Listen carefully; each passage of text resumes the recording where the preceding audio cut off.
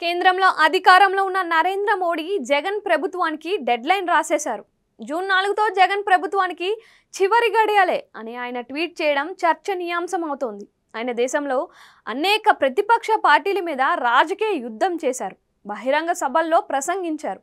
కానీ ఇంతలా ఒక ప్రభుత్వానికి ఓటమి ముహూర్తం పెట్టడం అంటే ఆశ్చర్యంగానే ఉంది. అసలు మోడీకి జగన్ విషయంలో ఎక్కడ తేడా వచ్చింది అన్న చర్చ సాగుతోంది. ఆయన చిలకలూరిపేట మీటింగ్లో జగన్ని ఏమీ అనలేదు. కానీ తాజాగా ఈ నెల 6-8 తేదీల్లో చేసిన ఏపీ పర్యటనలో మాత్రం ఏకంగా డైరెక్ట్ అటాక్ చేశారు. జగన్ ప్రభుత్వాన్ని ఓడించాల్సిందే అని ప్రజలకు తీవ్ర స్వరంతో పిలుపు ఇచ్చారు. ఇలా ఎందుకు అన్నదే ఇప్పుడు చర్చనీయాంశంగా మారింది. అదే టైంలో చంద్రబాబుని పట్టుకొని ప్రియమిత్రమా అని సంబోధిస్తున్నారు. బుధవారం రాత్రి విజయవాడ రోడ్ల మీద జరిగిన రోడ్ షోతో ఉప్పొంగిన మోడీ తన జీవితంలో చూసిన అద్భుతమైన రోడ్ షో ఇది అని అన్నారు. ఏపీ ప్రజలు టీడీపీని కూటమిని గెలిపించడానికి సిద్ధంగా ఉన్నారు అని అర్థమైంది అని కూడా పేర్కొన్నారు. అంతేకాదు గత కొన్ని రోజులుగా తాను ఏపీలో పర్యటిస్తున్నానని, ఏపీ ప్రజలు ఎన్డీఏ కూటమి అభ్యర్థులకు భారీగా ఓట్లు వేయనున్నారు అన్న విషయం అర్థమైందని తెలిపారు.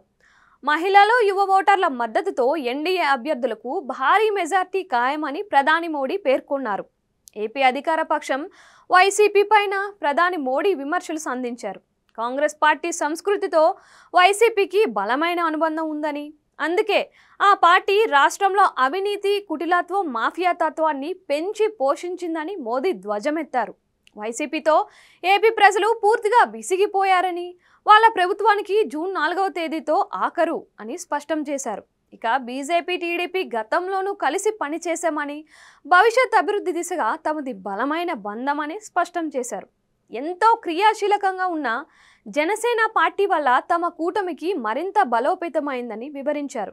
తమ ఆకాంక్షలు నెరవేర్చే సత్తా ఈ కూటమికి ఉందని ప్రజలు విశ్వసిస్తున్నారని మోదీ తన ట్వీట్లో వెల్లడించారు. ఇవన్నీ పక్కన పెడితే కాంగ్రెస్తో వైసీపీని మోడీ పోల్చారు. మార్చి 16న చిలకలూరిపేట సభలోనూ ఆయన ఇదే మాట అన్నారు. దాని అర్థం ఏంటి అంటే వైసీపీ ఇండైరెక్ట్గా కాంగ్రెస్తో కలిసి ఉంటోంది అందన్నమాట. ఏపీలో రాజకీయం చూస్తే జగన్ సొంత చెల్లెలు వైఎస్ షర్మిల ఏపీసీసీ చీఫ్గా ఉంటున్నారు. ఆమె మోడీ మీద డైరెక్ట్ అటాక్ చేస్తున్నారు. తాజాగా ఏపీ మోడీ పర్యటన నేపథ్యంలో ఏపీ ప్రజలు మన్ కీ బాత్ వినుండమని ఆమె స్ట్రాంగ్గానే కౌంటర్ ఇచ్చారు. షర్మిల ఏపీ ప్రెసిడెంట్ అయ్యాక ప్రత్యేక హోదా గురించి మాట్లాడుతున్నారు, విభజన హామీల గురించి మాట్లాడుతున్నారు, విశాఖ స్టీల్ ప్లాంట్ గురించి మాట్లాడుతున్నారు. వైసీపీ, బీజేపీతో పొత్తులో లేకపోయినా ఈ విషయాలు అసలు ఎత్తడం లేదు. దీంతో కాంగ్రెస్ పార్టీ విమర్శలు బీజేపీకి, మోడీకి ఇబ్బందికరంగా మారుతున్నాయనే టాక్ వినిపిస్తుంది. దాంతోపాటు జగన్, షర్మిల ఒక్కటే అని మోడీ బలంగా నమ్ముతున్నట్లుగా ప్రచారం సాగుతోంది.